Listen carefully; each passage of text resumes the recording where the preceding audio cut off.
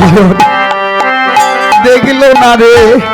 দাদাই আমার বধূকে কালো বলে, দাদাই আমার নয়নে দেখলো না রে।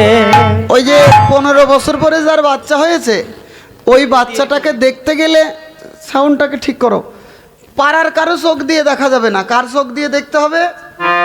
মায়ের চোখ দিয়ে।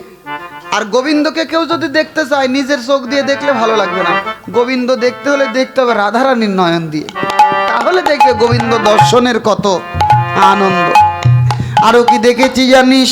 অচলা চপলা শোহিত তাই, ওরে অচলা চপলা শোহিত তাই, মৃগাঙ্কুরোহিত শশাঙ্খ উদয়, মৃগাঙ্কুরোহিত শশাঙ্খ উদয়।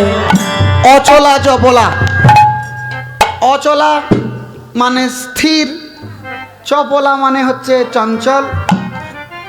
অচলা হচ্ছে মেঘ আর চপলা হচ্ছে বিদ্যুৎ।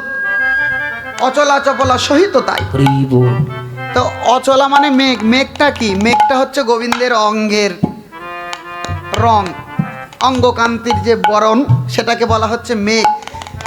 আর বিদ্যুৎ, বিদ্যুৎ কাকে বলা হচ্ছে? গোবিন্দের পরনের যে পীতবাস, ওই যে পীতবাসটা পরে আছে, ওই পীতবাসটাকে তুলনা করলো বিদ্যুতের সাথে। কিন্তু আমরা তো জানি বিদ্যুৎ স্থির হয় না, বিদ্যুৎ চমকায়, এখানে একবার ওখানে একবার। তত্ত্বজ্ঞ বলল, দেখো সখীগণ, বিদ্যুৎ কোন বিদ্যুৎ চমকায়? যারা মনের মতো মেঘ পায় না। কিন্তু আজকে আমার মনে হয় কি জানো, ওই যে বিদ্যুৎ চপলা স্থির হয়েছে, কারণ সে আজ মনের মতো মেঘ পেয়েছে।